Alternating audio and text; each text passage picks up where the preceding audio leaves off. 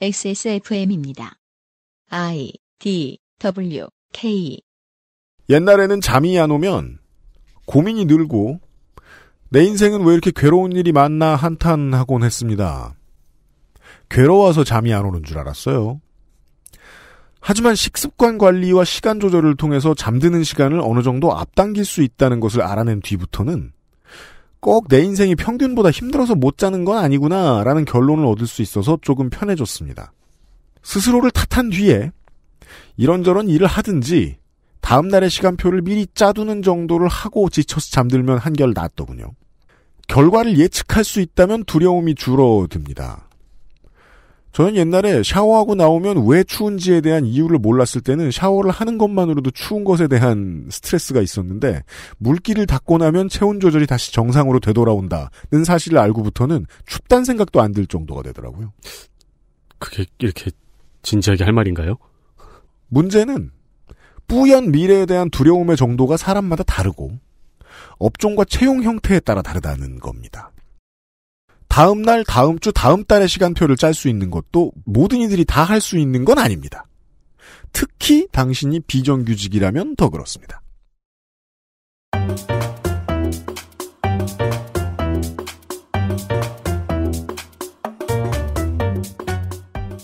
혹시 정규직이 되어보신 적이 아예 없으십니까? 제가 그렇거든요. 4대 보험에 가입되어 본 경험이 없으십니까? XSFM을 만들기 전 제가 그랬거든요. 그렇다면 그로 인해 얻을 수 있는 혜택을 체감해 보신 적이 없으시겠네요. 제가 주로 그랬으니까요.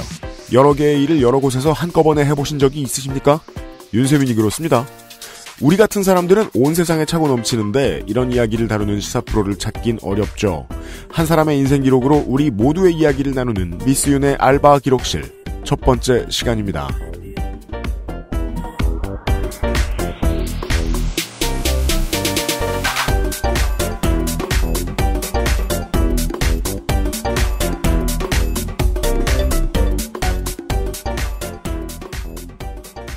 (2018년) 세 번째 금요일 293회 그것은 알기 싫다 토요일 순서를 시작. 아이씨 왜 금요일이래 그래. 저도 지금 금요일이야 토요일이야 하고 있었어요. 잠을 못 잔 거죠. 세 번째 금요일 그리고 토요일 이어서 나갑니다.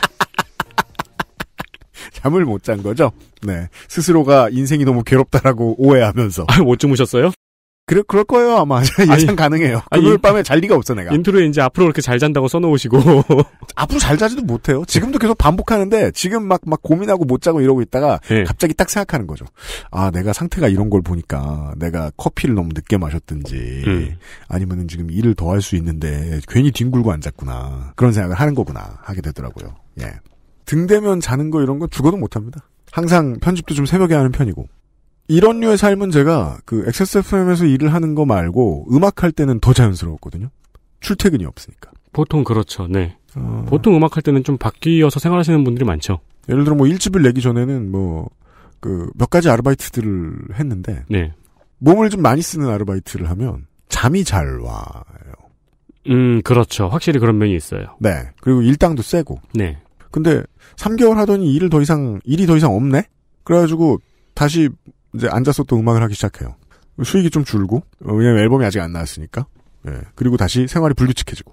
그랬다가 또 다른 막 오피스 잡 같은 걸 막 비정규직을 알아봐요. 토너랑 싸우고. 술 먹고 잠은 더 못 자는데, 시간은 지켜야 되니까 몸이 더 축나고. 네.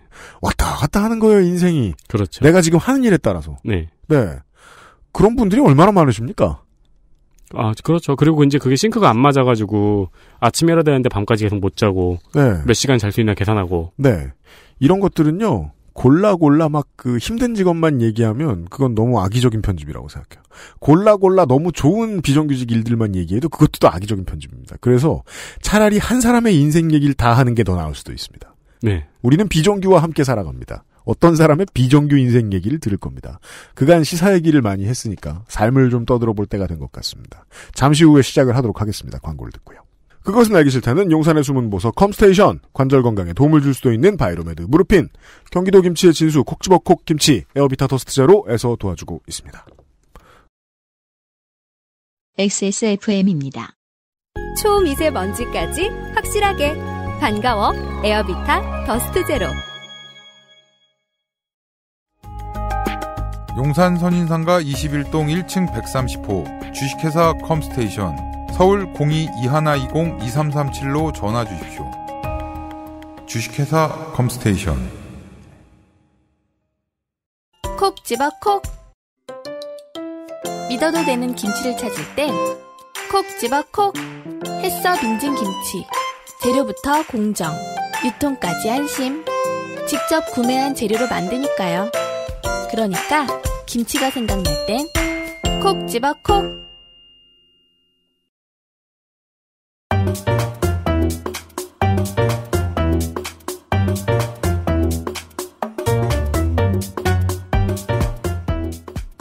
알바 노동 16년의 인생 기록. 미스 윤의 알바 기록실.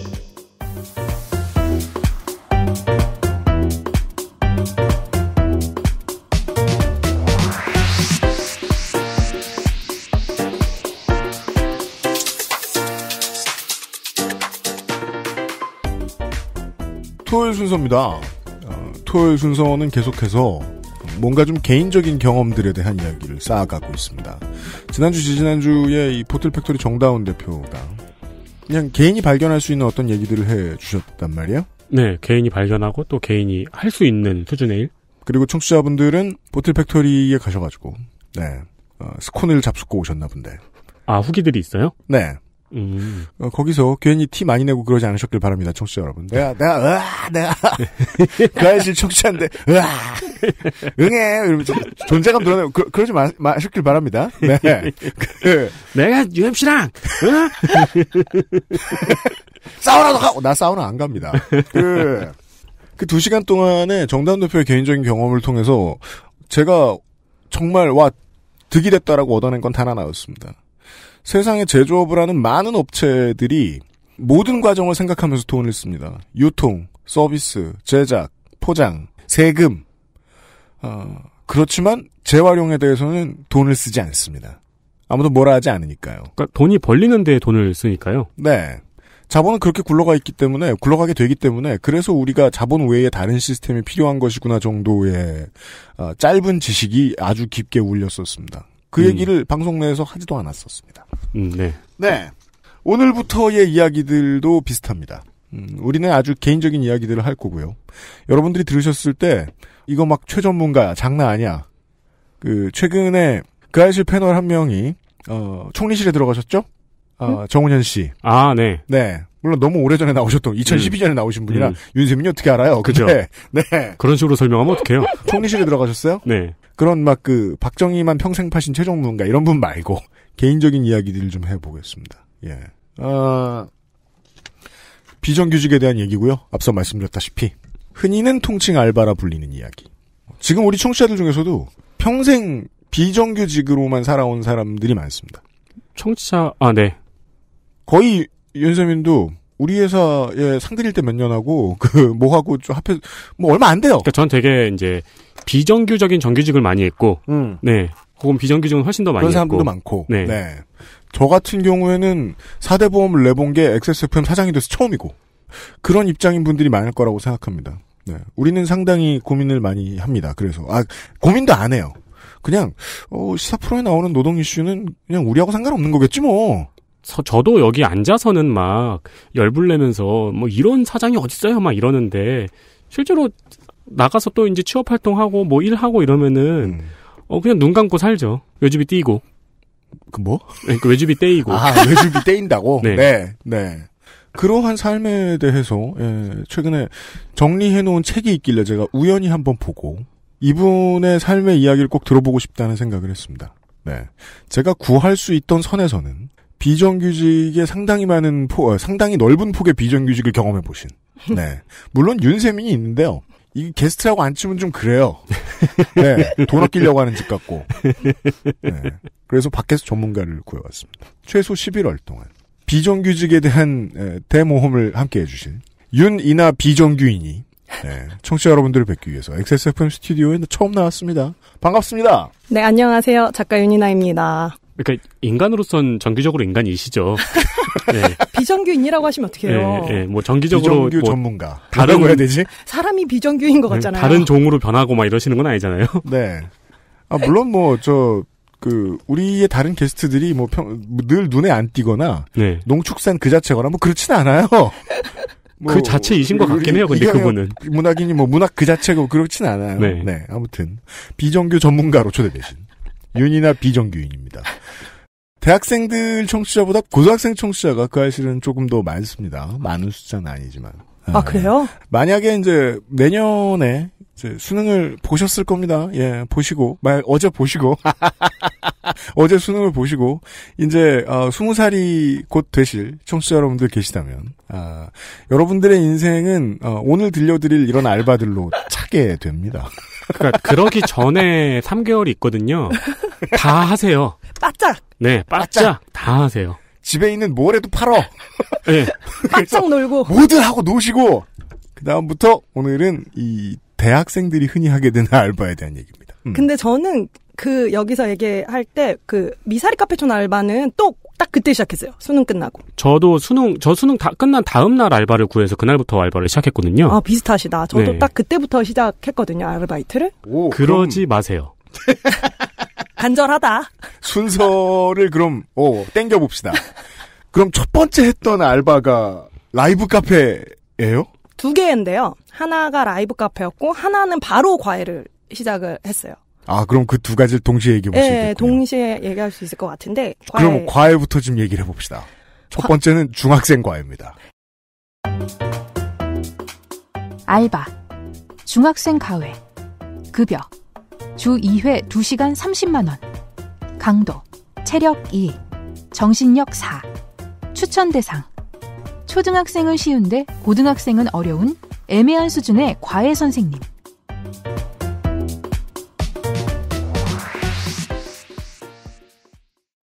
고등학교 이제 수능 보고 나서 과외를 하게 되면 좋은 점 중에 하나는 그때는 고등학생 기억이 과외를 나요. 했어요. 네, 바로 그거죠. 상당히 많은 수의 한국 사람들은 고3 때 제일 유식해요. 그렇죠. 아는 게 제일 많아요. 정보랑 그런 교과서적인 공부는 그때는 이미 머릿속에 다 들어가 있는 네. 상태이기 때문에 당시에 제가 고3에서 시험을 보고 수능을 보고 저희 동네 특성상 서울에 있는 4년제 대학을 많이 가지는 않는 네. 지역이었어요. 아, 진짜 정말 현실적인 얘기한다. 지금도 그런가? 저희는 그거였거든요.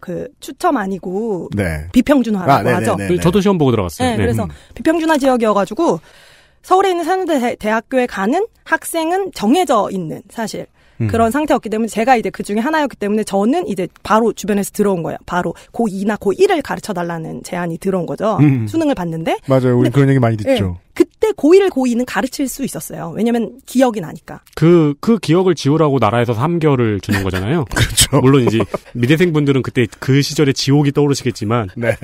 그래서 그때는 고등학교 2학년 과외를 바로 했었고, 그러니까 1살 어리지만 바로 이제 수능 과외를 한 거죠. 맞아요. 1년 일찍 수능 과외를 했었고, 네. 그 과외를 하면서 동시에 했던 아르바이트가 제가 방금 말씀드린 지역이 지금은 많이 고등학생분들은 아마 스타필드 고장으로 알고 계실 하남. 거예요. 네. 하남인데 네. 당시 하남은 미사리 불륜의 고장. 고장이었죠. 네. 그래서 미사리 카페촌 아르바이트 오직 하남 학생들에게만 이제 허용이 됐던 아르바이트. 아, 그런 거예요. 그렇구나. 네, 이건 지역적 특성이 분명히 존재하는. 원래는 하면 안 되죠. 그쵸. 네, 전 노래방 아르바이트를 했었거든요. 수능 끝나자마자? 네, 끝난 날 가서 알바하고 싶어요 해가지고 내일 출근해 해가지고 했어요. 네. 근데 그 당시에도 사장님이 이제 원래는 안 되는 건데, 2개월만 열심히 일하면 참으면 되니까 그냥 쓸 테니까 앞으로 오래 일해라, 막 이렇게 해가지고 했었거든요. 네, 다 불법이죠, 사실은. 과외부터 얘기해보죠. 네네. 고등학생은 급여가 세잖아요. 근데, 그렇지도 않은 게 급여가 센데 그게 이제 중학생이나 초등학생이랑 비교했을 때 센 거고. 네. 저는 과외를 이제 이때 시작을 해서 대학교 4학년 때까지 쭉 했는데 거의 안 쉬고 했는데 초등학교, 중학교, 고등학교, 그다음 독서원수까지 다 했는데 제일 중요한 거는 지역이에요. 지역. 따라서 돈이 가장 다르고요. 아, 그렇죠. 네, 맞아요. 오히려 초등학생, 중학생, 고등학생 차이는 아주 크지는 않습니다. 네. 네. 네. 당연하게 들리네요. 네. 네, 학원비로 생각해도 그렇고. 네. 지역 차가 있어요. 윤희나 작가는 그때 기억해보시면 그때는 얼마 받았어요? 고등학생 제가 처음 시작할 때 35만 원 받았던 것 같고. 35만 원? 네, 35만 원. 주 2회 2시간이 보통 평균이거든요. 근데 네. 그때는 아마 제가 지인이어가지고 왜 또 인맥이 되게 중요하잖아요. 과외는. 그렇죠. 그래서 네. 인맥을 통해서 받은 거였어가지고 3시간을 해줬던 것 같고 주에 2회 3시간을 해줬는데 35만 원을 받았던 것 같은데 네. 사실 제가 그 이후로는 고등학생 과외를 빠르게 포기를 했습니다. 왜냐면 왜입니까? 빠르게 까먹어가지고. 아 그렇구나. 그렇죠. 원래 최근에 기억부터 까먹잖아요. 네, 원래 대학생은 언제나. 확 바보가 되죠 갑자기. 그래서 그 다음에 이제 그 친구가 끝난 다음에는 고등학생으로 이어가진 않고 중학생 정도로 이어갔던 것 같아요. 중학생과 왜 좀 더 싸지죠 그러면. 네, 그러면 30만 원 정도 받았던 것 같은데 주 2회? 주 2회 2시간이 이제 그냥 일반. 그래서 네. 보통 8회고 선금으로 받습니다. 8회. 네, 8회인데 그게 또 집안마다 다르더라고요. 네. 후불 주는 집이 있고. 근데 무조건 선불 사실 받으셔야 돼요, 과외는. 저는 그렇게 생각합니다. 그렇죠. 네. 맞아요. 과외는 진짜 좀 어떻게 될지 모르기 때문에 그리고 이제 뭐 상황 따라 다르기는 한데 차감하시는 경우들도 있고 뭐 안 하면 되게 철저한 과외 선생님들은 차감하시고 막 이러거든요. 오늘 할 수 있는데 뭐 학생이 문제가 생겼다 이러면 차감하거나 이런 것도 있는데 뭐 그렇게까지는 프로페셔널한 뭐 선생님은 아니었으니까. 네. 근데 대신 이제 선불은 되게 고수했었죠. 반드시. 네, 반드시 선불은 고수했었죠. 왜 계속 띵기려고 애쓰는 부모님들 계시잖아요. 네, 맞아요. 왜냐면은 안 주시려고 하던지 아니면은 좀 줄이시려는 분들이 계속 있고. 그렇죠. 한 10회 이렇게 주시는 거예요. 왜냐면은 이런 식으로 생각을 하시는 거죠. 저희는 8회인데, 네. 8회라는 것은 딱 4주인데, 그렇게 안 하시고. 한 달이 5주야. 네, 그치. 매달 1일에 주고 싶은 분이 계시잖아요. 맞아요. 그렇게 되면은 사실 전체적으로 따지면은 뭐 몇 달 지나면 몇십이 손해가 나거든요. 네. 그렇죠. 그런 것들을 항상 체크를 해야 하는 필요성이 있었습니다. 그게 20살, 19살 때부터 그게 좀 밝은 사람이 있고 되게 물러가지고 당하고 있는 사람들이 있어요, 부모님들한테. 근데 저는 당시에 저도 되게 철저한 사람은 아니었는데 왜냐면 돈 얘기라는 게 사실은 어려운 당연합니다. 네. 그때는 뭐 달란 얘기하는 것도 약간 알바생에게 제일 어려운 일이 돈 달라는 얘기하는 거예요. 네, 그게 제일 사실 그런 일인데 좀 큰 일이 한 번 있긴 있었었는데 한 번은 후불로 받았던 거예요. 이게 사실은 교훈이 됐던 거죠. 초등학생이었는데 이게 책에도 나오는데 그 친구가 지역이 좋았어요. 왜냐면 그 친구가 광진구였는데. 네. 좋은 지역이에요? 아니, 왜 좋은 하남에 비하면? 하남에 비하면 물론 훌륭한 거고. 와, 이런 얘기 막 나오네요. 아니, 이제 해도 돼요? 지금의 하나인가 그때 하나는 다르죠. 너무 다르죠. 네, 지금은 너무 이제. 다르고 그 얘기는 뭐 또 다음에 할 수 있겠지만 미사리 얘기하면서. 네. 광진구는 제가 느낀 특성은 광진구는 약간 송판주 아는 것 같아요. 아, 이해됩니다. 네. 네. 무슨 느낌인지 약간 아시겠죠? 그래가지고 제가 하남이 강동, 송파, 광진이 가까워요. 네. 세 군데 맞아요. 가까워서 제가 네. 그쪽 지역에서 과외를 많이 했는데 송파 같은 경우는 그냥 송파 가격을 주는데 강동은 또 강동 가격을 줘요. 거기는 또 격차가 있어요. 아, 그렇구나. 광진구는 약간 송파이고 싶어 한다는 느낌이 그래서 가격을 더 줘요. 그래서 가격을 더 받았고 심지어 초등학생인데 놀라웠던 게 제가 아마 국어랑 수학과인가를 했고 친구가 사회랑 자연과인가 그러니까 네. 과목 4개를 2명의 선생님에게 따로 네. 받은 거예요. 네. 그래가지고 그렇게 초등학생 과외는 사실 안 하잖아요. 그렇죠. 네. 왜냐면 근데 한 명이 다 할 수 있으니까. 네, 보통 한 명이 다 할 수 있거든요. 근데 그걸 그렇게 나눠서 할 정도로 사실 광진구에서 갑자기 이제 좀 제가 봤을 때 갑자기 돈을 어떤 이윤가로 버신 거죠. 졸부처럼 이렇게 빡 버셔가지고. JB. 네. JB 되게 좋다. 네. JB로 돈을 딱 버셔가지고 이거는 좋다. 네. 난 지금 자녀에게 돈을 정말 쓸 수 있다 이런 분이셨던 거예요. 네. 그래서 딱 그 어린이대공원 근처 그쪽이었어요. 네, 네. 그래가지고 언제나 딱 자신감 있는 느낌으로 저를 맞이하시고 막 이러셨는데. 근데 그 친구만 후불이었어요. 왜냐면 액수가 좀 커서 후불이라도 제가 익스큐즈 했던 거예요. 네, 받아줄 말했다. 이건 익스큐즈 하고 간다. 이렇게 네. 생각했는데 중간에 시험을 너무 못 본 거예요. 친구가. 왜냐면 그 친구는 공부를 그냥 못해요. 초등학생도 있잖아요. 공부는 사실 어느 정도 저는 그냥 타고 나는 거라고 생각하거든요. 제가 가르친 결과로. 보고 봤을 때. 그러니까 이제 과외 인간은 무용론은 과외 선생님이 제일 잘 알아요. 네, 인간은 재능의 격차가 있으니까요. 네, 근데 그냥 공부도 사실 어느 정도는 그건 오히려 또 제가 봤을 땐 머리도 아니고 공부는 능력이 있는 것 같아요. 공부를 되게 하는 능력? 그래서 과외 선생님이 그 구기 종목 감독님 같잖아요. 네, 맞아요. 꼭 감독님 탓은 아닌데 감독 잘려 나가야 돼. 근데 이 친구가 국어는 진짜 잘했어요. 그러니까 읽는 거 같은 것도 좋아하고 근데 수학은 정말로 못했어요. 그러니까 약간 어떻게 가르쳐야 될지 모를 정도로 그러니까 수 개념이 그 나이랑 다른 거예요. 그 나이보다 너무 어린 거예요. 아, 그런 사람이 저도 그랬어요. 네, 그래서 네, 그런 사람이 지금 여기 앉아 있어요. 네. 훌륭하게 크셨다. 네. 근데 부모님이 JB가 아니어가지고 그래. 수를 과외 선생님한테 배울 수가 없었어. 그게 도저히 안 됐었는데 국어는 확 올랐는데 네. 수학은 떨어졌나 아니면 비슷했나 했는데 그 숫자를 수치스러워 하신 거죠. 어머니가 이건 감당이 안 된다. 내가 쓴 돈이 얼마인데. 내가 쓴 돈이 있는데 이거는 국어가 오른 걸로 커버가 안 된다. 구단의 명예에 먹칠을 했다. 그랬는데 네. 그러면서 저한테 마지막 과외를 하러 와달라는 거예요. 그리고 자기랑 이 얘기를 정리하고 이제 끝내재요. 근데 그때 제가 이미 4회차를 한 거예요. 네. 그러면 전 후불이니까 4회차면 30만 원이면 15만 원을 받아야 되고 그렇죠. 40만 원이면 20만 원 받아야 되잖아요. 맞아요. 제 기억이 맞다면 초등학교였고 2과목이었는데 30을 받았던 것 같아요. 8회차에. 그러니까 15만 원 받아야 되는 상황이었던 네. 거예요. 그래서 가서 그 친구를 만났는데 그 친구가 너무 좀 안타까워했어. 저를 좀 좋아했어가지고. 근데 자기도 안타깝죠. 자기라고 큰 수랑 모르겠는데 어떻게. 그래서 시험 못 봤는데. 근데 이제 선생님이 잘린 거잖아. 그래서 이제 앞으로 얘를 못 본다. 이 선생님 못 본다는 걸 알아서 친구가 침울해 있는 거에 이제 앞으로 잘 살아가라. 어머니의 이제 그늘 아래 있지만 힘내서 살아가라. 얘기하고 딱 나왔는데 가라는 거예요. 어머니가. 네. 왜 가라고 하지? 저는 15만 원을 받아야 되는데. 그래서 네? 이랬더니 이제 가시라고요. 막 이래요. 진짜 전 약간 그때 느낌 봤어. 아침 드라마처럼. 이제 가시라고요. 그래서 어머니 그거 뭔지 알 것 같아. 15만 원을 주셔야 되는데요? 이랬죠. 왜냐면은 후불이니까 그랬더니 네. 진짜로 저 약간 진짜 막 엄마들이 돈 던지듯이 갑자기 막 이러세요. 그러더니 기다려보래요. 그래서 왜 기다리라고 하지? 15만 원 당연히 줘야 되는데 저는 진짜 봉투에 준비해 오실 줄 알았어요. 그렇죠. 원래 그렇게 대로라면. 하시니까. 네. 나오다 저 돈 던졌잖아요. 그거 아마 그 어머님도 연습했을 거예요. 약간 왜냐면 사실 던질 정도였으면 저도 약간 시뮬레이션이 있었던 것 같아요. 그래서 정말로 약간 저는 드라마인가 이게 현실인가 이렇게 받아들일 정도로 저에게 이렇게 돈을 막 주셔가지고 그거 이렇게 던지면은 이렇게 팔랑팔랑하면서 퍼지면서 그거 땅에 떨어지기 전에 다 접었으면 되게 멋있었을 텐데. 근데 그렇게 막 멋있게도 아니었어요. 그러니까 이렇게 위로 날리진 않잖아요. 그죠. 무슨 말인지 아시죠? 그러니까 네. 이렇게 옆으로 표창 던지듯이 이렇게 하죠, 사실은. 그래서 너무 저는 좀 놀랐는데 그때 느꼈어요. 돈은 달라고 하자. 네. 그리고 그렇죠. 과외는 선불로 하자. 네. 그래서 그런 경험들이 있었고 돈 얘기는 엄청 어려운데도 해왔던 것 같아요. 없으면 못 사니까. 과외 같은 경우에도 떼이면 방법이 없죠. 전혀 없죠. 전혀 없죠. 사실 대학생 과외는 그건 아니거든요. 불법은 아니거든요. 대학생 과외는 떼이면은 어디에 신고가 가능할까요? 지금 그건 잘 모르겠어요. 떼어서 신고를 해본 적은 저는 다른 방법으로는 다른 제 개인적인 일 때문에는 고소를 해봤는데 네. 그 원고료 떼어가지고 네네. 과외는 해본 적이 없어서 근데 대학생 과외는 불법이 아니잖아요. 그렇죠. 성인 과외는 불법이에요. 네네네. 근데 대학생 과외는 불법이 아니라서 사실 만약에 지금 뭐 좀 찾아봐서 뭐 연락할 수 있는 데가 있긴 있을 것 같아요. 근데 사실은 그게 계약서를 쓴 것도 아니고 그렇죠. 일반적으로 계약서는 전혀 안 쓰는 그렇죠. 맞습니다. 일이니까 그래서 좀 어렵지 않을까 하는 생각이 드네요. 예. 노동관계 자잘못 따지기는 상당히 어려운 분야. 네. 네.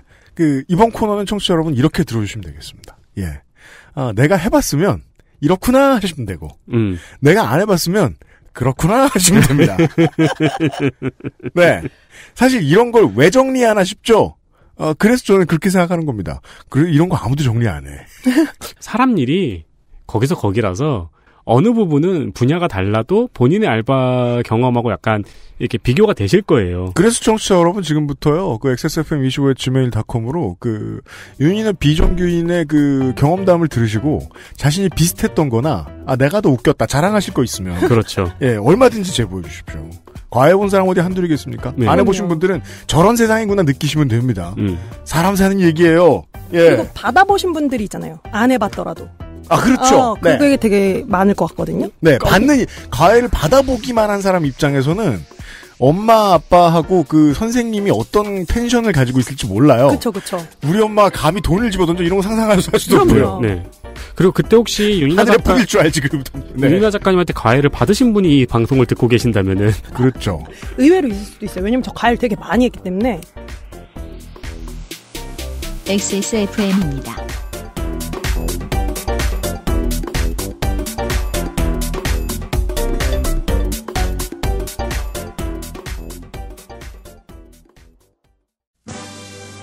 국민체조 시작.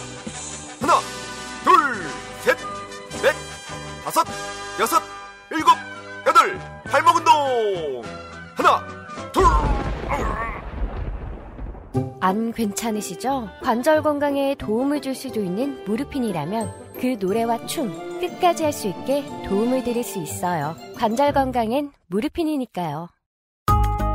엄청 다양한 PC 부품, AS 업체도 엄청 많고 AS 업체에 가셔도 무슨 질문을 해야 할지 모르겠다면 처음부터 컴스테이션 견적을 이용해 보십시오. 수만 건에 이르는 고객 응대 노하우로 당신의 필요와 생산업체의 서비스를 정확히 연결해 드립니다. 주식회사 컴스테이션.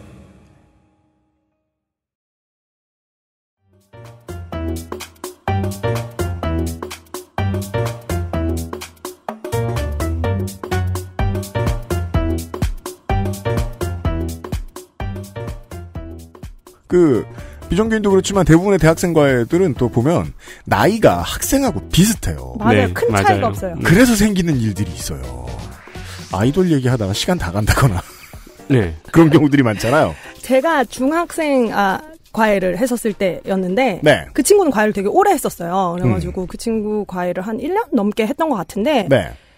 그 친구가 이제 아이돌을 굉장히 좋아했죠. 그리고 사실 저도 굉장히 좋아했죠. 근데 그렇죠. 사실 선생님으로서의 그런 얘기 하진 못합니다. 있으니까 저는 또 의외는 아니지. 사실 되게 열심히 성실한 편이거든요. 어찌됐건 저 돈을 받는 일에는 성실해야 한다라는 네. 이제 기조가 있어서 되게 성실히 가르쳤는데 이 친구가 너무 좋아한 거예요. 동방신기를. 아, 네. 어느 팀이냐고 여쭤보려고 그랬었습니다. 동방신기라고 말했네요. 동방신기입니다. 네, 네. 동방신기 5명이었던 시절인데. 그땐 디폴트죠. 누구 아이돌이야 그러면 그냥 만약에 대화 안 하면 동방신기인 그쵸. 것으로. 예. 5명이었던 네. 시절이죠. 네. 아직 이렇게 되기 전이어가지고 그때 이렇게. 네. 너무 좋아했던 거예요. 네. 그 친구가. 근데 사실은 저도 좋아했는데 저 같은 경우는 좀 그 친구랑 이제 또 이게 중요한데 멤버가 달랐던 거예요. 좋아하는 네. 멤버가 네, 그럴 수 달랐던 있죠. 거예요. 네. 네, 그럴 수가 있잖아요. 근데 그래서 이제 사실 그 친구가 좋아하는 멤버를 제가 별로 안 좋아해서 크게 공감을 하지 않았어요. 그리고 놀랍게도 이건 또 게시처럼 그 친구가 좋아했던 쪽하고 제가 좋아했던 쪽이 나뉘었죠. 지금 나뉘었잖아요. 네, 한쪽은 동방신기가 아니고 둘과 셋으로. 네, 네, 네. 그래서 둘과 셋으로 이번에 나뉘어서 장미여관이 그렇게 돼서 네, 맞아요. 장미여관. 네, 뭐 그런 일이 있었는데 그때 이제 친구가 문제가 생겼던 거예요. 학생이. 사기를 당한 거예요. 어린 나이에. 네, 왜냐면 그때만 해도 지금처럼 굿즈 같은 게 지금도 사실 제가 봤을 때 이런 문제가 되게 많을 것 같은데 굿즈라는 게 지금처럼 생기기 전에 무슨 물품을 판 거죠. 뭐 관련 잡지라든지 뭐 이런 것들을 파는데 돈을 입금해버린 거예요. 자기 한 달 용돈인가? 되게 꽤 큰 돈이었거든요. 네. 당시에. 되게 큰 돈을 다 입금을 딱 했는데 사기가 된 거죠. 못 받았어. 못 받은 거지. 그랬는데 이게 화제가 엄청 됐었던 거예요. 이 팬덤에서 다 알고 있었던 거죠. 이 사건을 이 친구만 당한 게 아니었거든요. 지금의 팬덤에서도 굉장히 자주 일어나는 일이죠. 네. 근데 그래서 그러니까 이 친구가 당했을 건 생각도 못하고 저는 이제 확인을 한 거죠. 팬덤으로서 이런 사건이 이번에 벌어졌고 네. 이제 알고 있었는데 갔더니 그 친구가 당했다는 걸 어머니가 알려준 거죠. 그러니까 이 가해 오기 전에 그 사건 자체는 이미 알고 알고 있었고. 있었는데. 네. 근데 어머니가 이 친구가 당했다 알려주면서 지금 울고불고 하느라고 아무데도 나오지 않고 있고 지금 방에 있고. 아, 그래서 수업하기 좀. 근데 수업은 어려울 것 같은데 왜 오시라고 했냐면 하면서 선생님은 그래도 이제 나이대가 비슷하니까 네. 나이가 많이 차이 나는 게 아니니까 좀 위로해 주실 수 있지 않겠나 싶어서 불렀다는 거예요. 어머님 뭐 상상도 못했지 나도 팬일 거라고는. 그렇죠. 그래가지고 들어가가지고 얘기를 하다가 어찌어찌 하게 됐냐 이렇게 얘기했더니 아, 뭐 이렇게 사기를 당하게 됐고 지금 상황은 이러이러한데 자기는 정말 너무 창피하고 엄마한테 미안하다. 그리고 오빠들에게 미안하다. 꼭 그렇게 오빠들에게 미안해요. 그게 오빠들한테 미안한 사건이 아닌데. 오빠들에게 애국심 같은 거죠. 그렇죠. 그래서 그냥 듣기만 했으면 좋은데 그 사건에 대해 제가 아는 척을 한 거예요. 아, 못 참고. 그치. 왜냐면은 또 자기가 이미 내가 알고 있는 더 많은 정보들이 그거는 있으시잖아요. 진짜 아는 척 안 하기 힘들죠. 그렇죠. 그래서 아는 척을 해버려서 그때 약간 조금 영화 같았어요. 그래서 근데 선생님 그걸 어떻게 하세요? 아, 그러니까 처음부터 사실은 선생님이 머글이 아니야 이렇게 서놓고 얘기한 게 아니라. 그렇죠. 그냥 처음엔 들어주는 척을 하다가 그 사건에 대해 너무 아는 척과 이제 진행 과정을 좀 절대로 모를 그냥 평범한 사람이란 모를 내용까지 이제 학생에게 말해버린 거죠. 그러니까 본인의 부주의로 인한 덕밍아웃이 된 거네요. 그렇죠. 사실은 저는 일반인 코스프레 중이었는데 그게 걸렸죠. 그리고 걸린 다음에 또 솔직히 말했죠. 정말 안타깝게 네가 좋아하는 멤버를 좋아하진 않는다. 그것까지 고백을 중요한 얘기. 그건 고해성사 아니에요? 아니 지금까지는 너가 하는 일을 모르는 척했던 거잖아요. 이를테면 뭐 이런 거 있잖아요. 그 또 이제 동방신기 이름 4개 썼으니까 뭐 윤호 이런 네. 식이었잖아요. 최강창민 지금 동방신기 2 멤버는 그 이름이니까. 근데 이를테면 뭐 영웅 윤호 이런 식으로 말하는 되게 어색하게 막 일부러요? 미키 뭐더라? 막 이런 식으로 그냥 이전에는 코스프레 하고 수업만 하고 가다가 그럼 그랬다가 막 너무 자세한 얘기를 하는 거지. 그런 일도 있고 그랬어요. 이게 알바들 중에서도 특히나 그 과외의 경우에 겪을 수 있는 일이잖아요. 학생하고 이제 자기 사생활 선 넘어가다가 생각해보면 다른 직장 어디에서도 좀 보기 힘든 상황이랄까? 그리고 1대1이라서 벌어지는 일들이 좀 있는 것 같아요. 되게 개인적인 상담을 학생이 갑자기 많이 해요. 해요. 네. 저도 비슷한 일이 있었는데 저는 학습지 강사를 했었는데 초등학생들이었거든요. 스마트폰 초창기여가지고 가면은 애들이 무조건 스마트폰으로 게임을 하고 있어요. 근데 이제 그러면서 계속 자랑을 해요. 선생님 이거 보세요. 레벨 몇이에요? 막 이러는데 웬만해선 다 제가 하고 있는 게임이에요. 근데 선생님도 그거 해라고 말하면 안 돼요. 아 그래요? 룰이 있어요? 아니요. 그때부터 저랑 걔는 게임만 해야 돼요. 그 얘기만 하는 거죠. 걔는 결코 공부를 하려고 하지 않아요. 아 그렇구나. 그리고 초등학생들은 되게 신나해요. 선생님도 나랑 같은 게임을 하고 있다. 아 맞아. 네, 아, 그러면은 노동의 의미가 좀 퇴색될 수도 있군요. 그렇죠. 예. 근데 이제 스마트폰을 올려놓고 이렇게 하고 이렇게 하다가 어플이 있는 걸 들키는 경우가 있죠. 그렇죠. 네. 예. 그러게요. 오늘부터 할 얘기가 다 이런데요. 이 논의 가운데 어디에도 뭐랄까요, 시스템이 끼어들 수 있는 노동과 관련된 전문성이 별로 없어요. 네. 이런 일이 있는지는 학생과 나만 알거나, 그쵸. 학생과 부모만 알거나, 그쵸. 이런 일들. 맞아요. 저도 학생한테 담배 셔틀 많이 했어요. 맨날 수업 가기 전에 말보로 레드 하나씩 사들게. 요거는 편집되는 게 좋지 않을까 싶긴 한데. 근데 그가 지금 애가 한 2-3인 걸로 알고 있기 때문에. 네. 애 엄마인 걸로 알고 있기 때문에. 알바를 마치고, 알바를 낮에 하면, 과외를 낮에 하면, 저녁 때는 미사리의 카페에 나갔다? 알바, 라이브 카페 홀서빙, 급여, 16년 기준 시당 8,400원, 혹은 그 이상, 강도, 체력 4, 정신력 3, 추천 대상, 누구나.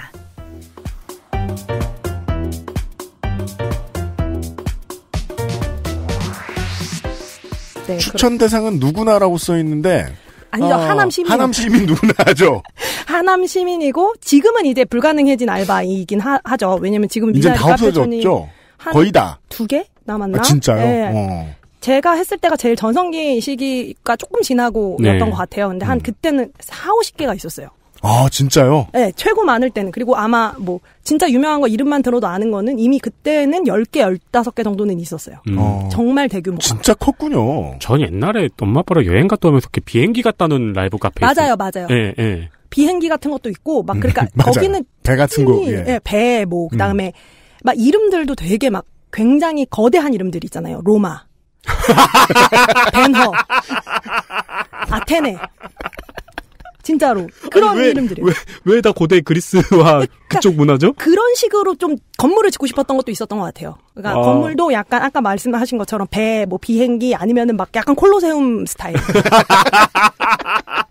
그러니까 그런 게 이제 좀 문화였던 것 같거든요. 이름도 다 되게 그런 식이었어요. 천장이 높은 건물에 대해서 이제 흔히 세계인들이 상상하는 것은 그렇죠. 맞아요. 예, 무량수전 베를린 비둥 이게 아니라 판테온. 맞아요. 그러니까 그렇게 콜로세움 스타일인 거예요. 그럼 반만 있어야지. 처음 지었을 때를 상상해. 완전한 상태. 그래서 그거 말고는 또 의외로 또 아예 그냥 쉘브르 이런 이름들이 그건 있었어요. 이제 초등학교 때 항상 느꼈던 궁금증이 있었어요. 왜 전국에는 샤갈에 눈 내리는 마을이 있는 걸까? 샤갈에 눈 내리는 마을. 사카. 네, 사카. 거기서 포지션이 뭐였나요? 저는 이제 일반 서빙하는 사람이었었고, 네. 제가 일을 했던 카페는 중급 정도였던 것 같아요. 지금 돌이켜보면. 규모 면에서요? 네, 규모 면에서 중급 정도였던. 규모에서 중급이면 거기서 몇 명이나 얼마나 큰 거예요? 중급이어도 몇백 명은 들어가요. 사실은 소극장이거든요. 저는 중급이라고 하시길래 한 30-40명? 왜냐면 40-50명? 미사리 청취자분들 어떻게 생각할지 모르겠습니다. 한국에서 미사리 카페 알바가 지금 비슷하게 비교할 수 있는 다른 일이 별로 없어요. 왜냐면 분류는 있을 텐데.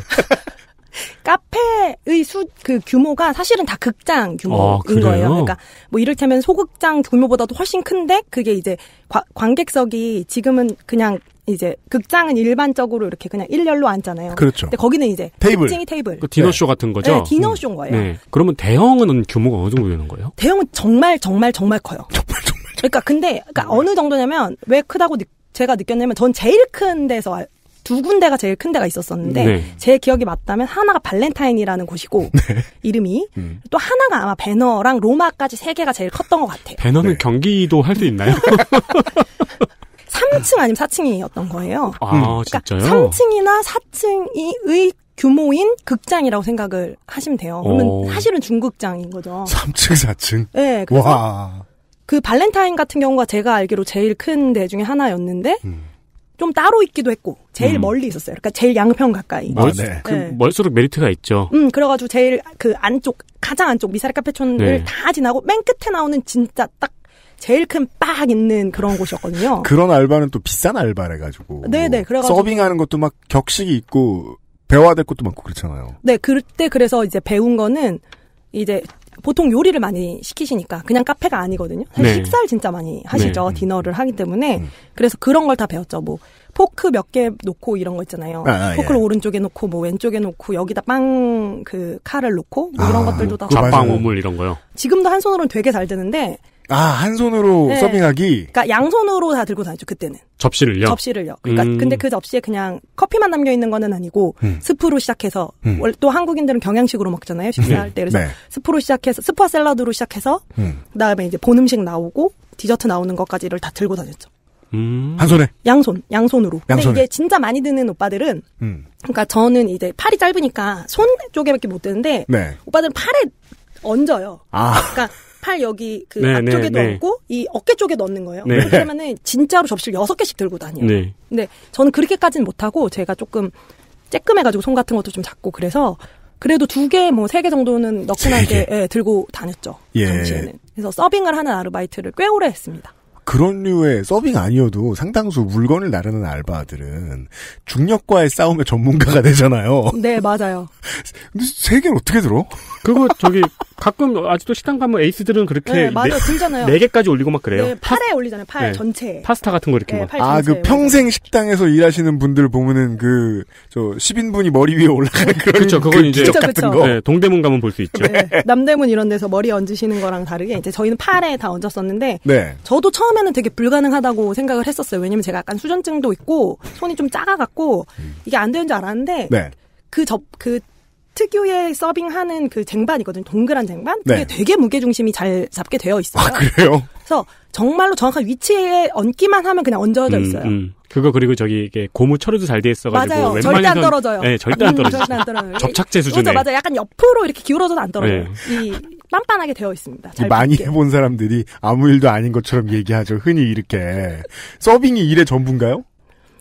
서빙이 사실 전부라고 하기는 어렵죠. 그냥 사실 원래 바나 이제 카페 알바를 해보신 분들은 아실 텐데 그 외의 일들을 다 같이 하는 거죠. 뭐 청소, 뭐 캐셔로도 일을 하고, 그 다음에 이제 오픈과 마감 다 같이 하고. 카페촌 특징은 오픈 시간 자체가 되게 늦잖아요. 그렇죠. 점심이었거든요. 런치를 안 해요. 런치는 이제 레스토랑들은 하거든요. 레스토랑이 있으면 하는데 카페촌은 이제 런치가 없기 때문에 늦은 시간이니까 하남 시민만 할 수 있는 것도 있구나. 그렇죠. 저녁에만 해서 항상 택시를 타고 돌아와야 되는 시간까지 하죠. 보통 2시 마감하면 2시. 저는 되게 궁금한 게 그 카페촌이 차가 없으면 가기가 어려운 곳이잖아요. 네네. 그럼 출퇴근은 뭘로 하신 거예요? 그러니까 출근을 할 때는 버스로 갈 수는 있어요. 돌아올 땐 택시. 네, 돌아올 땐 택시를 보통 탔는데 제가 늘 이제 친구들한테 얘기를 하는 당시 미사리 이제 부의 규모, 그러니까 카페촌에서 얻었던 부의 규모가 어떠했나 이런 얘기들을 친구들한테 할 때 하는 얘기인데 가끔 택시를 못 잡거나 저희 이제 사장님이 저희 2분이었는데 원래 사장님이 계시고 그 형님이 관리를 하셨고 근데 그 큰 사장님이라고 불렀는데 그렇죠. 그분이 가끔 귀가를 도와주셨어요. 그러니까 데려다 주시는 네, 거죠. 네. 근데 그분이 차를 제규어를 모셨어요. 당시에. 그 당시에요? 2002년인 거죠. 네. 그래서 저는 언제나 부를 그걸로 가늠을 했죠. 아, 정말로 돈을 많이 버는구나. 이렇게 생각을 했었던 것 같고. 그리고 네. 가수 관리를 하고요. 가수 관리? 네. 왜냐면 가수 관리라는 것은 가수를 이제 픽업하고 뽑고 이런 건 당연히 이제 사장님이랑 이제 매니저님이 하시는데 가수가 왔을 때 뭐 대기실로 인도를 해서 대기실에 이제 그분들에게는 이제 무료로 음료를 드리니까 무료 음료 드리고 뭐 그분들에게 그걸 갖다 드리는 거죠. 그분들이 노래하고 계실 때 신청곡을 그렇게 보내세요. 그러면 신청곡 종이를 제가 갖다 드리는 일을 하는 거죠. 옛날엔 종이에 신청곡 써서 접어서 이렇게 주면은 그걸 가수한테 갖다 주면 가수가 보고 예, 딱 그 의자에 앉아서 기타 여기다 끼고 이 곡 신청이 들어왔네요. 그래서 뭐, 사연 읽어주고. 예. 그러니까 근데 그런 거를 이제 전달하는 일도 서버가 한 거죠. 그렇죠. 그래서 당시에 제가 일을 했던 지금은 없어졌기 때문에 크게 말해도 될 것 같은데 열린음악회라는 이름의 네. 카페였는데 카페촌이었는데 네. 메인 가수가 있어요. 그러니까 또 카페촌의 특징 중에 하나는 메인 가수가 다 다르다는 거예요. 메인 이벤터가 있다. 그렇죠. 메인 가수가 있어요. 그래서 열애라는 지금도 열애는 있다고 전 들었는데 열애라는 카페촌의 유명한 카페는 그냥 열애가 아니고 윤신혜의 열애예요. 네, 그런 거 있죠. 네. 그래서 라디오 방송에 자꾸 사람 이름이 앞에 붙어 있는 이유가 그런 데서 왔나? 그런 거죠. 얼른 생각해봐도 그 편이 장사가 잘 되죠. 그렇죠. 누군지 알아야 될 이유가 뭐가 그런가? 네. 그럼요. 윤신혜의 열애거나 아니 국밥집 앞에도 연예인 이름이 들어가는데. 그렇구나. 그래서 그 윤신혜 씨가 열애는 이제 메인 가수인 건데 저희는 메인 가수가 이용 씨하고 민혜경 씨였어요. 지금 듣는 분들이 아실지 못할 것 같아서 제가 조금 걱정이 되긴 하는데 두 가수분이었는데 이분들이 막 80년대랑 90년대 주름 잡은 양반들이에요. 근데 이분들이 오시면 이분들에게 이제 차를 갖다 드리고 꼭 정해져 있는 차가 있어요. 뭐 예를 들어 이용 씨는 대추차만 드신다든지 그거를 어떤 질문 같은 걸 전혀 하지 않고 언제나 착착착 진행을 이제 해야 되는 거죠. 모시고 뭐 이런 일들까지 다 담당을 했었죠. 그 고급 숙박 서비스업에서나 배우는 그 정도의 기술인데 그런 거는 알바할 때 배울 수 있겠군요. 사람을 가려서 누가 오면 뭐 해주고 자시고. 네, 그냥 그게 시스템화 되어 있었어요. 저희는 그런 능력이 없어가지고 모든 걸 다 갖다 놓거든요, 음료수를. 그렇죠. 저희는 그래요. 네. 냉장고를 봤더니 너무 많더라고요. 네. 지금은 좀 사라지고 있는 업장이다 보니까 거기에서만 만날 수 있는 손님들도 있을 것 같아요. 지금 아까 초반에 말씀하셨지만 정말로 사실 불륜의 온상지였던 거죠. 네. 지금도 약간 그런 문화로 알려져 있는 곳이기도 한데. 그렇습니다. 그러니까 근데 제가 당시에 20살이었으니까 그런 경우들을 많이 못 봤던 거예요. 근데 실제로 그런 커플들을 많이 볼 수밖에 없었죠. 왜냐면 그게 불륜이란 걸 아는 건 아주 심플하게 격차가 거의 이제 아버지와 딸이거나 나이 격차가 그냥 딱 봐도 나이 격차가 아버지와 딸이거나 봐도 그냥 부부는 아니다라는 게 인간은 느끼잖아요. 네, 굉장히 잘 보여요. 부부는 아닌 게 인간은 느낀다. 저 심지어 노래방에서도 보여요. 그렇죠. 네, 그러니까 이건 부부는 아니다.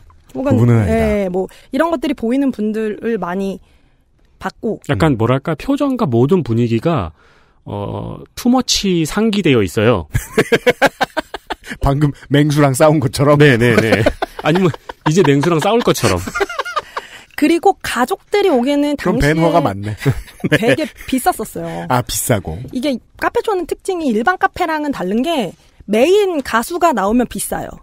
커피 가격이 원래 가격이 예를 들어 뭐 10,000원이어도 이미 비싼 거죠 사실은. 네, 근데 거기는 원래 그냥 다 비싸거든요. 네. 자리세가 비싸서 10,000원이면 사람에 따라서 돈이 올라가는 거예요. 뭐 재즈바도 그런 데가 종종 있죠. 네, 공연이 좀 유명하신 분이 오면 칵테일 가격이 올라가는. 그러니까 거기에 붙는군요. 네, 그러니까 사실은 그게 이제 입장료까지 이제 포함인 거죠. 네. 그래서 콘서트 관람료가 포함돼서 예를 들어 이용 씨, 민혜경 씨가 평소 주말에 한다면 25,000원, 3만 원이 되는 거예요. 커피인데. 이야. 그러니까 비싸지죠. 그러니까 차라리 음식을 시키는 게 나아지는 상황이 되는 거예요. 뭐 6만 원짜리 코스를 시키는 게 나은. 근데 또 사람이 진짜 최고 피크로 많은 시간에는 그 음식은 안 받아요. 커피만 받아요. 근데 커피를 막 제일 비쌀 때는 이용 씨가 10월의 마지막 밤, 원래 노래 제목은 이게 아니고 10월의 네. 마지막 밤이 아닌데 잊혀진 계절. 잊혀진 계절인데 네. 10월의 마지막 가사. 밤으로 네. 시작을 해서 사람들이 이제 10월의 마지막 밤으로 알고 있는 그 노래를 부르실 때는 그러니까 10월의 마지막 밤이죠. 정확히 네. 10월의 마지막 주말에는 4만 원에서 5만 원까지 받아요. 근데 이 가격은 사실 남진 가격으로 통용이 된단 말이에요. 남진 프라이스. 네, 그치. 그게 뭐예요? 나 모르던 거 진짜 많이 나와. 제가 발렌타인에서 특별 알바를 할 때는, 그러니까 특별 알바라는 것은 주말 말고 크리스마스 시즌하고 연말 시즌에는 뭐 설거지만 하는 친구들도 뽑고 굉장히 많이 뽑아요. 왜냐면은 그러니까 콘서트 시즌이 돼버리는 거죠. 네, 연말에는. 네. 그래서 그때는 특별 알바를 뽑아서 제가 발렌타인이라는 그러니까 열린 음악회보다도 2배 정도 큰 카페에서 일을 할 때는 파견 나가시는 용병으로. 네, 용병으로 나간 거죠. 왜냐면 저에게 그러니까 열린 음악회 경력 있다 이렇게 해서 네. 이제 이력서를 내는 예. 거죠. 그래서 거기서 발렌타인에서 일할 때는 알바. 아주 큰 라이브 카페 홀서빙. 급여. 16년 기준 9,600원에서 1,800원. 강도. 체력 5. 정신력 3. 추천 대상. 홀서빙 경력자.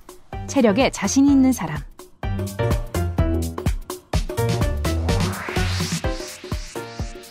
최진희 씨랑 인순이 씨가 메인이거든요. 네. 거기도 4만 원 정도를 했죠. 이건 커피값입니다. 네, 커피값이에요. 커피값. 그것도 커피도 그냥 뭐 에스프레소 머신으로 내리지 않고 원두. 그리고 윤이나 비정규인의 경험에 의하면 이건 최소 15년 전 얘기입니다. 네, 맞아요. 오. 2002년, 2003년? 여기서 말씀드리는 원두커피는 그 추억의 원두커피죠. 예, 아시죠? 그냥 거의 찜기나 마찬가지. 네, 그 커피 서버에서 내리는. 네. 그거를 그 돈을 주는 거예요. 네.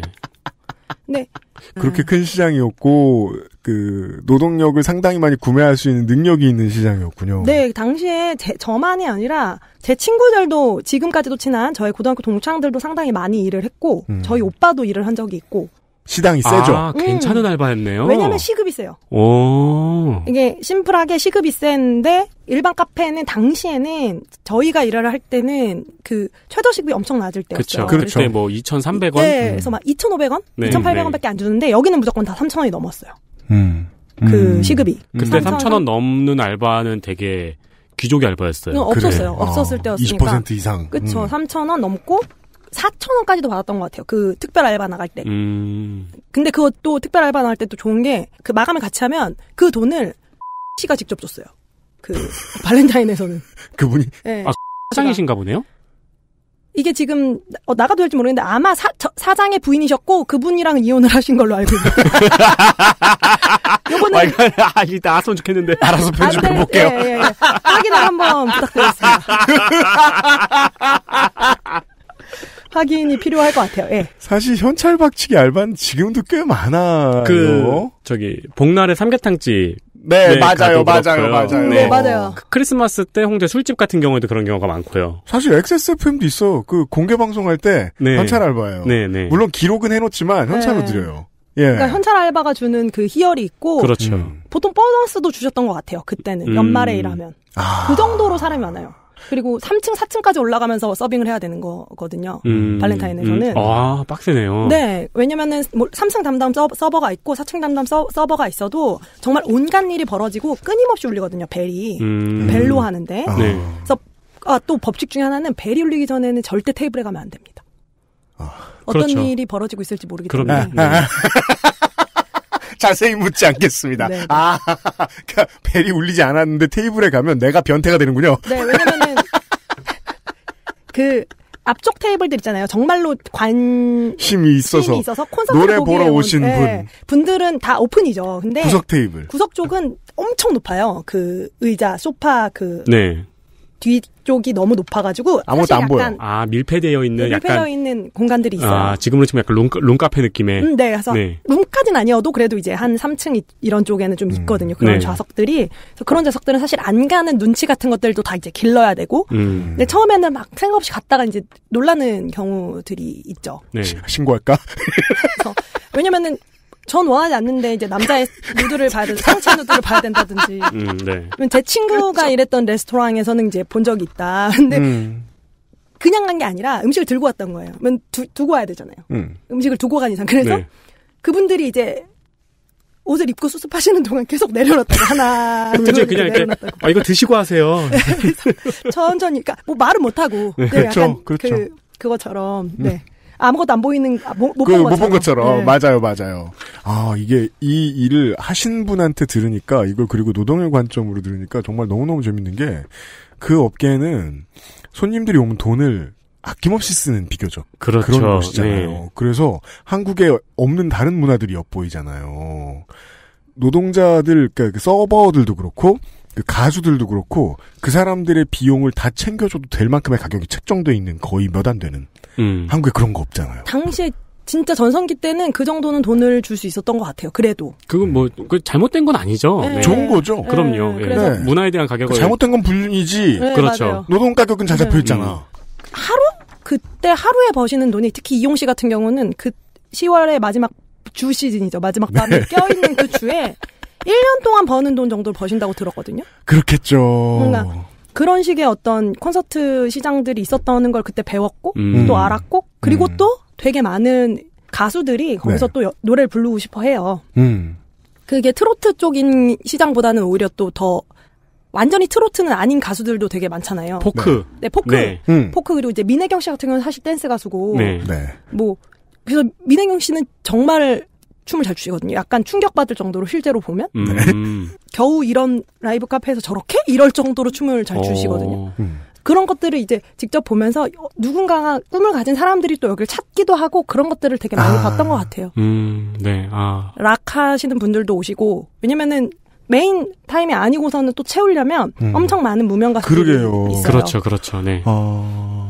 그 처음으로 체험한 쇼 비즈니스기도 네. 하군요. 그랬던 거예요, 저한테는. 왜냐면 저는 그때 당시부터도 방송 쪽 일을 계속 하고 싶어 했기 때문에 꾸준히 그걸 보는 것도 좀 흥미로운 일이었어요. 그것 사실은 어느 정도는 지금은 그 쇼 비즈니스의 최고에 있지 않은 사람들, 이전에 최고였던 사람들이 어떤 식으로 머무르는지에 대한 이야기이기도 했고 네. 그 당시에 저희의 작은 사장님, 그러니까 사실은 소유주였던 분이 가수셨거든요. 네. 근데 저는 모르는 가수였던 거예요. 근데 꽤 알려진 노래들이 좀 있어서 좀 장사가 잘 되고 그분 지인들이랑 이런 분들이 오셔서 가수 이제 출연하라고 그러셨는데 제가 이제 좀 말도 많고 성격도 밝고 그러니까 저한테 이제 그런 얘기들을 막 많이 하셨던 거예요.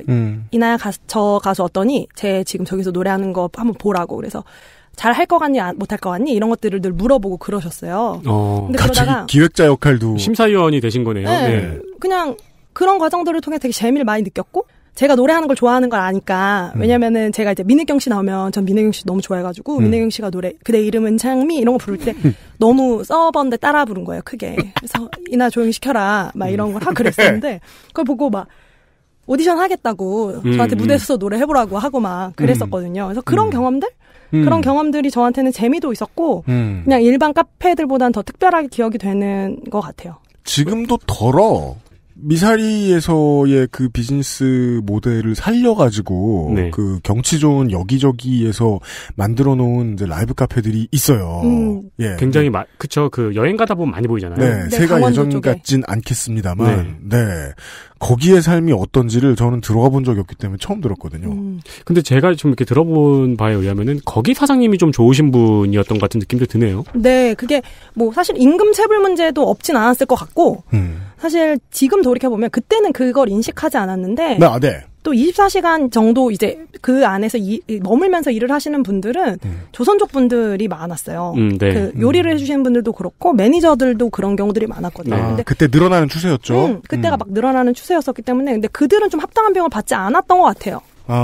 돌이켜보면 그들이 좀 더 힘든 일을 하고 그들이 좀 더 많은 일을 했음에도 그런 비용들이 좀 책정되지 않았던 분들이 있었던 것 같고 그리고 뭐 자르거나 이런 것에 대해서는 완전 일상적이었죠. 그냥 자르고 싶으면 그냥 자를 수 있는 그때는 그랬죠. 거였으니까. 네, 그 시대는 다 그랬고. 현찰 박치기라는 것은 네. 그러니까 그냥 오늘 마음에 안 들면 내일부터 안 나오면 되는 거고. 네. 그런 것들. 그래서 되게 어른의 세계를 많이 본 그러게요. 알바였던 것 같아요. 20살에 이렇게 많은 것들을 볼 수 있었어요. 네. 이번 방송의 특히나 중요한 교훈은 저는 이런 건 것 같아요.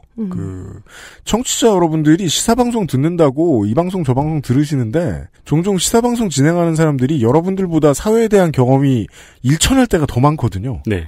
청취자 여러분들이 아는 게 되게 많습니다. 지금 막 뭔가 생각나신다면요. 네, 저희들보다 훨씬 더요. 지금 본인 알바 경험 얘기하고 싶으신 분들 되게 많으실 거예요. 보내주세요. 다음 주부터는 다다음 주부터는 소개해드릴게요. 문제는 지금 역시 제가 윤세민 에디터한테 살짝 얘기해주긴 했었는데 이윤이나 비정규인께서 나오기 전까지. 네. 가공할 TMT세요? TMT? Too much talker. 근데 또 TMI는 아니야 딱히. 인포메이션은 많이 없어요. 네. 그래서 시간이 이렇게 가버렸어요. 딱 3가지 알바 얘기했는데. 아 맞다. 저 방송 시작하면서 지금까지 원고 한 번도 안 봤어요. 그래서 지금 다음 주 예고를 해드려야 되겠어요. 계속 윤이나 작가님 눈만 보고 있었어요. 이게 뭐야 지금. 큰일 났네 이거. 훨씬 미사리에서 잠깐 놀았는데. 어떡하지? 다음 주 이 시간에는 제가 예고를 대신해드리죠. 이나 비정규인 대신. 큰 바 말고 지금도 많이 있는 작은 바의 홀서빙부터 대학생들이 하는 몇 가지 다른 것들을 얘기를 좀 해볼게요. 다음 주에. 심지어 자기소개서 대필도 있는데요. 저는 이거 되게 신선하더라고요. 이거 저는 공짜로 했습니다. 공짜로 해줬는데. 근데 윤세민도 해봤대요. 네. 참고하십시오. 되게 많은 윤이나 비정규인이 해본 일들에 대해서 윤세민은 아는 게 있는데 말을 못하고 있어요. 네. 근데 지금 상황이 어떤 상황이냐면요.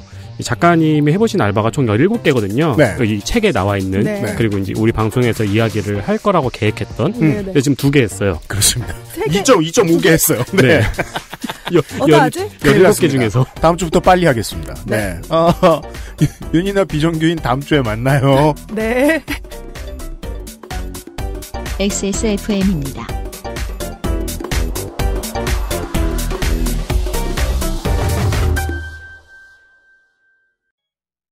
초미세먼지까지 확실하게 반가워 에어비타 더스트 제로. 콕 집어 콕. 좋은 원료를 쓴 김치를 만들 시간이 없을 땐 콕 집어 콕. 배추, 무, 고춧가루, 생강, 전부 국산. 다시마, 홍합, 표고버섯도 아낌없이 쓰죠. 그러니까 김치가 생각날 땐 콕 집어 콕. 안 괜찮으시죠? 관절 건강에 도움을 드릴 수 있어요. 관절 건강엔 무르핀이니까요.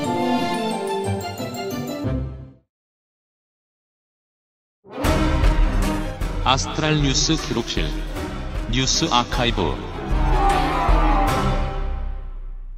뉴스 아카이브입니다.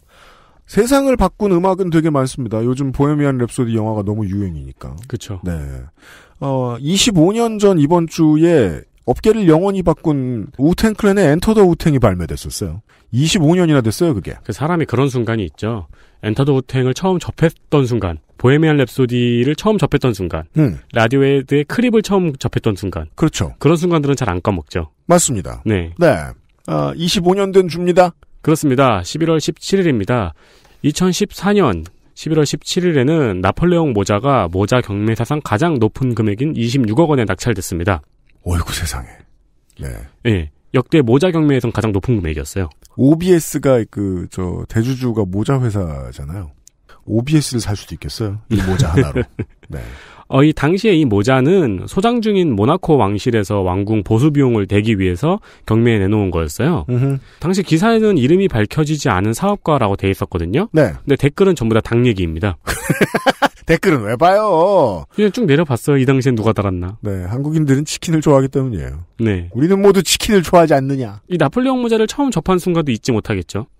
옛날 얘기는 또 뭐가 있습니까, 이번 주에는? 네. 2011년 11월 17일 국회의원 강용석 씨가 코미디언 최우종 씨를 고소했습니다. 너 고소의 시초는 아닙니다만 너 고소의 결정판 중에 하나. 그렇죠. 예요. 네. 그리고 또한 래퍼들이 아니어도 맞디스전으로 얼마든지 상생 가능하다. 서로 잘 될 수 있다라는 걸 보여준 사례예요. 네네. 그러니까 이제 짐 캐리의 에이스 벤츄라 같은 작품이죠. 뭐예요? 이렇게 무명생활 오래 하다가 빵 뜬 작품. 네. 네. 라이징 강용석. 네. 당시 사마귀 유치원이라는 개그 콘서트의 코너 기억나시죠? 네. 코미디언 최유종 씨가 국회의원을 풍자했다는 이유였습니다. 당시 문제의 멘트는 집권여당 수뇌부와 친해져서, 그러니까 국회의원이 되려면 집권여당 수뇌부와 친해져서 집권여당의 공천을 받아 여당의 텃밭에서 출마를 하면 되는데 출마할 때도 공탁금 2억만 들고 선관위로 찾아가면 된다라고 하거나 이건 저희 그 데이터 센터에서 할 얘기인데 그렇습니다. 사실 선관위로 안 가고 공심위로 가야 되는 건 틀렸는데 네. 그거 말고는 거의 다 그때 얘기 많이 나왔던 거였습니다. 보도로는 많이 나왔는데 코미디는 하면 안 된다는 얘기죠. 그 강용석 씨가 강용석 뭐야 지금은 님 수형자께서 맞네요. 네. 뭐 약점을 개처럼 물고 늘어지면 국회의원이 될 수 있다라는 내용이었습니다. 강용석 의원은 국회의원에 대한 집단 모욕죄로 최유종 씨를 고소했습니다. 그리고 세상은 축제가 벌어졌죠. 팝콘 대잔치. 네, 파티구나. 네. KBS에서 회사 차원의 대응을 약속했고요. 선배 코미디언 및 여러 방송인들의 지원 사격이 이어졌습니다. 네. 그리고 그 다음 주의 개코는 강용석 특집이었습니다. 디스전으로 한껏 득을 봅니다. 거의 모든 코너에서 풍자를 했죠. 비판을 네. 하고. 본인도 이제 블로그에 시청 소감을 올리기도 했습니다. 네. 아들들이랑 같이 봤다고. 그런데 이 고소는 사실 본인이 받은 유죄 판결이 부당하다는 것을 알리고 싶어서 한 고소였다고 후에 밝혔습니다. 따라서 본인이 고소 아티스트임을 공개한 거죠. 나는 고소를 통해 하고 싶은 말을 하는 사람이다, 세상에. 그렇죠. 네. 강용석 씨는 이전에 대학생들과의 식사 자리에서 이거 뭐 이제 더 이상 말할 필요도 없어요. 네. 그러니까 이제 비하 번호를 해서 아나운서들로부터 명예훼손으로 고소를 당했습니다. 네. 그리고 한나라당에서 출당됐죠. 그렇죠. 무려 한나라당이에요. 네, 맞습니다. 강용석 씨가 최유종 씨를 고소하려고 했었던 때는 이 발언에 대해서 이 아나운서 비하 발언에 대해서 1심과 2심에서 유죄 판결이 나온 시점이었습니다. 네. 즉 이 고소는 피해자가 특정되지 않은 발언에 대한 모욕죄는 성립되지 않는다라는 것을 보여주기 위한 퍼포먼스였던 거죠. 그렇습니다. 포장도 잘해요. 근데 이후에 결국 그 아나운서 모욕죄는 무죄가 나왔습니다.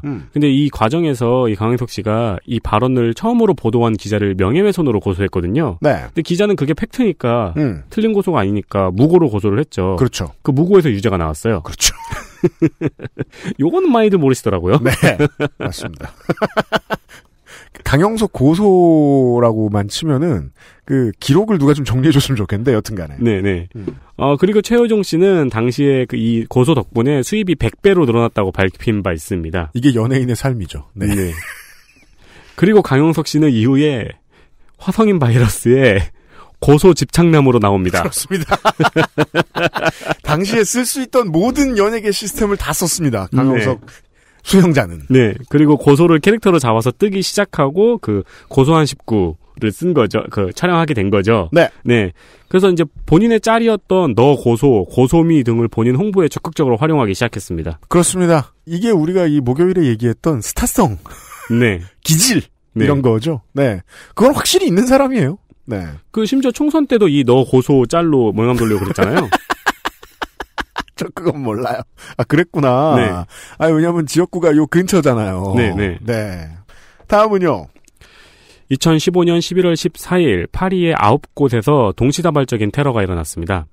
160명 이상이 사망했고 400명이 넘는 부상자가 발생했습니다. IS의 소행이었으며 범인 중 일부는 난민으로 위장하여 프랑스로 들어왔음이 확인됐습니다. 전 세계에서 입장을 발표하고 세계 각국은 랜드마크에 프랑스 국기의 삼색 조명을 쏘는 방식으로 추모를 했습니다. 네. 네. 개인적으로는 페이스북에서 자신의 프로필 사진에 프랑스 국기를 반투명으로 오버랩시키는 이벤트를 했었던 게 기억이 나는데요. 따라서 지금 프로필 사진이 그거면 그때까지 페이스북 안 쓰는 분들이죠. 그렇죠. 네. 실제로 이 기능으로 인해서 전 세계에 더 크게 알려졌고, 테러 소식을 몰랐던 사람들도 요즘 프로필에 이거 뭐냐 왜 다 프랑스 국기냐, 이런 식으로 질문을 하다가 알려진 케이스도 있었습니다. 네. 추모 열기는 굉장히 오랫동안 이어졌고요. 추모 열기가 오랫동안 이어지자 시리아, 레바논, 팔레스타인 등에서 민간인을 대상으로 한 테러가 일어났을 때는 전 세계가 무관심했는데 프랑스의 테러가 일어나니까 유난을 떤다는 지적도 있었습니다. 실제로 페이스북에서 프로필 사진에 프랑스 국기를 입히는 게 이게 클릭 한 번만 하면 됐거든요. 네, 그냥 클릭 한 번만 하면 됐기 때문에 의미를 모르는 사람들도 설정을 해놨거나 일종의 약간 유행처럼 번져버리기도 해서 이거에 관련된 논의가 전 세계에서 벌어지기도 했습니다. 맞습니다. 네. 뿐만 아니고 이 파리 테러 사건 때문에 무슬림에 대한 무차별적 폭력이 전 세계에서 일어나기도 했습니다. 네, 그렇죠. 네, 그 일각에서는 한국에도 꽤 있어요. 요즘은. 그렇습니다. 일각에서는 IS가 벌인 이 테러의 목적이 이슬람 혐오 정서를 강화시켜서 전 세계 무슬림들을 고립시켜서 가입자를 늘리려 하는 게 목적이라는 예측이 나오기도 했습니다. 전형적인 결과론이죠. 이 결과가 맞긴 하고요. 메커니즘에 대해서는 덕질인이 자세히 설명해 준 바 있습니다. 그렇습니다. 네. 사실은 그런 이제 반항적인 이야기를 하면서 이런 게 보통 이런 레토릭이 틀릴 때가 더 많은데 네. A라는 이야기를 가지고 시민운동을 하는 사람들에게 너네 B라는 사건이 있었을 때는 왜 가만히 있었느냐라는 말을 하는 것은 보통 A고 B고 다 싫은 사람들이 하는 말이거든요. 그죠. 근데 실제로 그런 냉소가 또 새롭게 테러와 국제 질서의 뒤틀림에 대해서 관심을 가지는 새로운 시민들을 또 끌어들이기도 합니다. 그렇죠. 이거 서양에서 이런 테러가 나니까 그제서야 봐.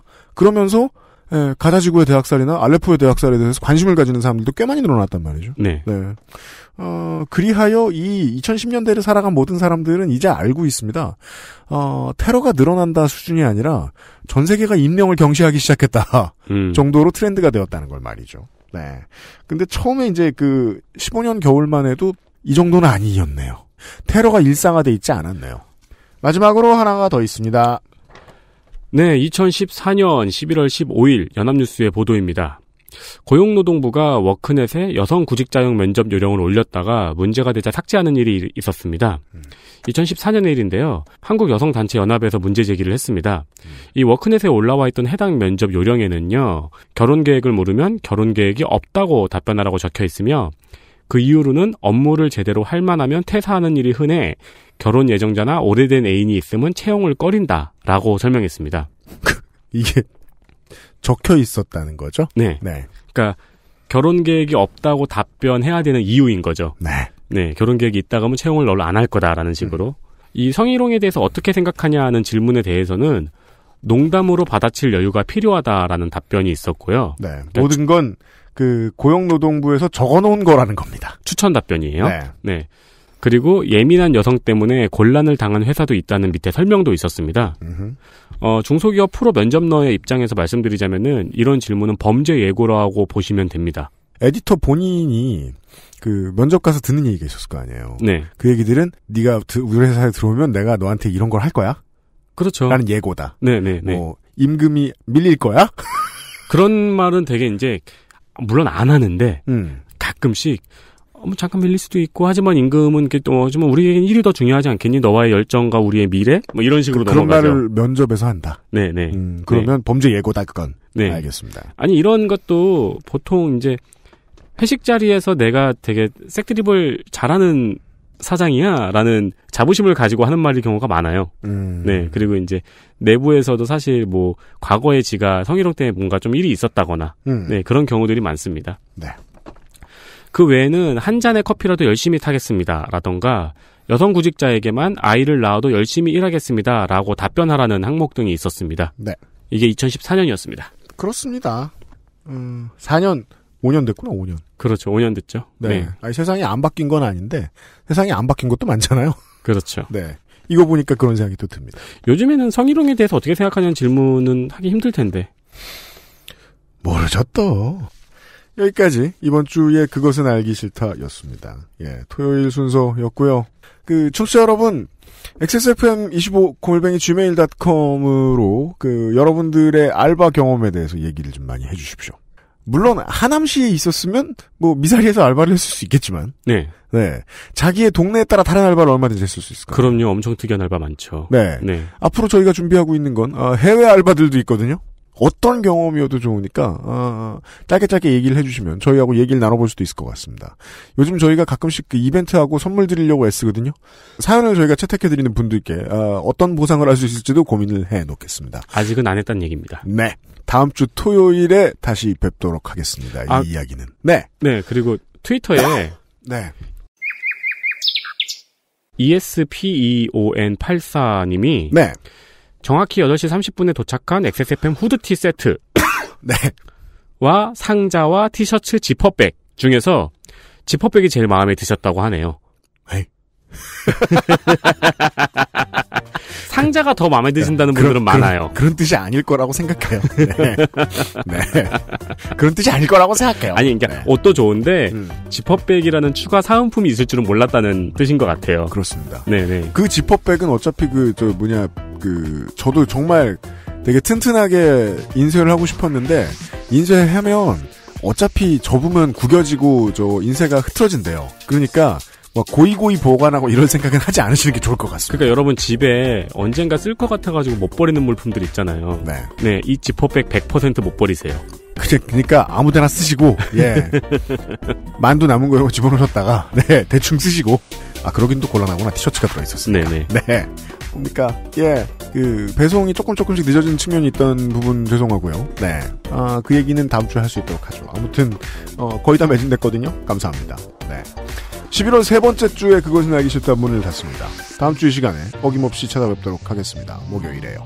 윤세민 에디터와 유승균 PD였습니다. 안녕히 계십시오. 안녕히 계십시오. XSFM입니다. I, D, W, K